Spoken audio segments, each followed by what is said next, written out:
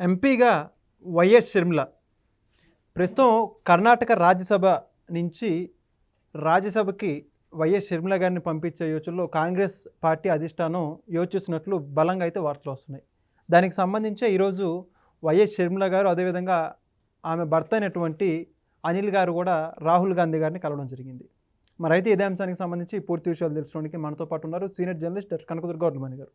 Madam నమస్కారం అండి. నమస్తే అండి. మేడం, మనకు తెలుసు వైఎస్ షర్మిలారెడ్డి గారు ఆంధ్రప్రదేశ్ కడప ఎంపీగా పోటీ చేసి ఓడిపోయారు. ఆంధ్రప్రదేశ్ కాంగ్రెస్ పార్టీ నుంచి పోటీ చేసి అయినా కూడా ఎట్టకేలకు ఎంపీ అవ్వాలని ఖచ్చితంగా రాజ్యసభ నుంచి కర్ణాటక ఏదైతే 4 స్థానాలు ఖాళీ అయ్యో అక్కడి నుంచి ఇవన్నీ రాజ్యసభ తరఫున కాంగ్రెస్ పార్టీ పంపిస్తున్నట్టు చాలా బలంగా వార్తలు వస్తున్నాయి. సాధ్యమైనంత వరకు అది జరిగే అవకాశం ఉన్నట్లు కనపడుతుంది. మీరేమంటారు? అంటే యాక్చువల్గా జగన్మోహన్ రెడ్డి రాజ్యసభ సీట్ ఇచ్చుంటే, ఆస్తిలో వాటా ఇచ్చుంటే ఈరోజు షర్మిల రోడ్డెక్కాల్సిన పని ఉండేది కాదు. ఆవిడ కాంగ్రెస్లో చేరి మళ్ళా అంతకుముందు ఒక పార్టీ పెట్టి నానా తిప్పలు పడ్డారు కదా. ఈ తిప్పల వెనకాల ఆవిడ ప్రాణాలు కాపాడుకోవడం అనే ఒక ఇది కూడా ఉంది. అంటే మనం రాజారెడ్డి చరిత్ర ఎంత ఘన చరిత్రో జగన్మోహన్ రెడ్డి మాటల్లో విన్నాం కదా. ఆ వంశవృక్షం చూశాక ఇక్కడ బాబాయ్కే దిక్కులేనప్పుడు కూతురుకుంటుందా? గొడ్డలి చాలా బలమైంది కదా.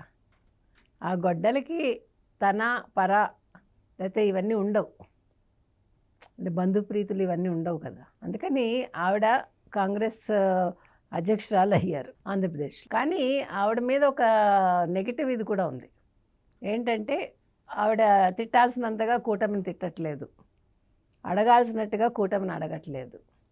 ఎంతసేపు జగన్మోహన్ రెడ్డి మీదే ఆవిడ కాన్సన్ట్రేషన్. అంటే ఆయన నిలదీయడంలో ఉన్న శ్రద్ధ కాంగ్రెస్ తరఫున మాట్లాడటం లేదు ఇక్కడ. కానీ కాంగ్రెస్ ఒకటి ఆలోచించాలి. ఇవాళ కాంగ్రెస్ కొత్తగా ఆంధ్రప్రదేశ్లో తలెత్తుకుని తిరిగే పరిస్థితి ఏం లేదు, రాదు కూడా.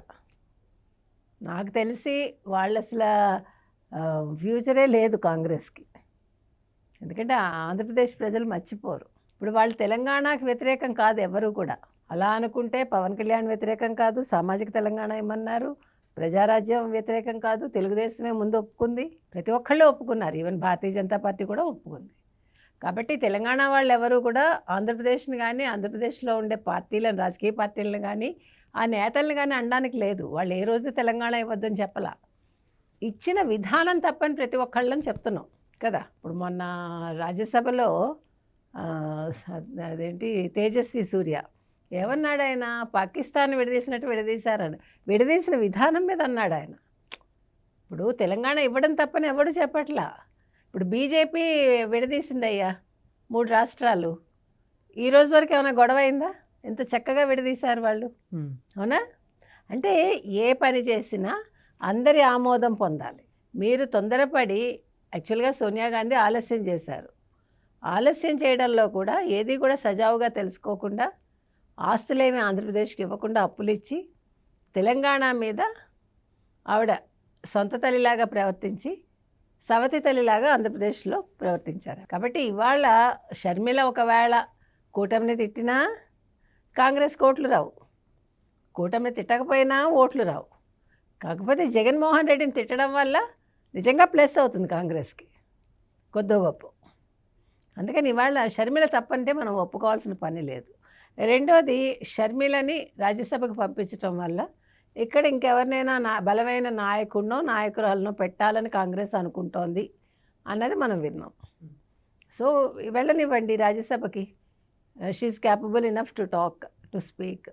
ఎందుకంటే అన్ని లాంగ్వేజెస్ వచ్చి ఆవిడకి, ఆవిడ యాక్చువల్గా చెప్పాలంటే జగన్మోహన్ రెడ్డి కంటే కూడా మచ్ బెటర్ పొలిటీషియన్ ఆవిడ. అన్ని రకాలుగా కూడా మాట్లాడడంలో కావచ్చు, నిలదీయడంలో కావచ్చు, అంటే స్పాంటేనియస్గా మాట్లాడగలగడంలో కావచ్చు, అన్నింటిలో కూడా ఆవిడ ఎక్స్పర్ట్ ఆవిడ. కాబట్టి ఆవిడ రాజ్యసభకు పంపించడం అన్ని రకాలుగా కూడా సముచితమే. అది ఆవిడ గళం ఆవిడ విప్పుతారు. కాకపోతే మరి జగన్మోహన్ రెడ్డినే తిడతారా రాజ్యసభలో కూడా, లేదు ఆంధ్రప్రదేశ్ సమస్యలు లేవనెత్తుతారా, కూటమిని విమర్శిస్తారా అనేది వేచి చూడాలి. Thank you.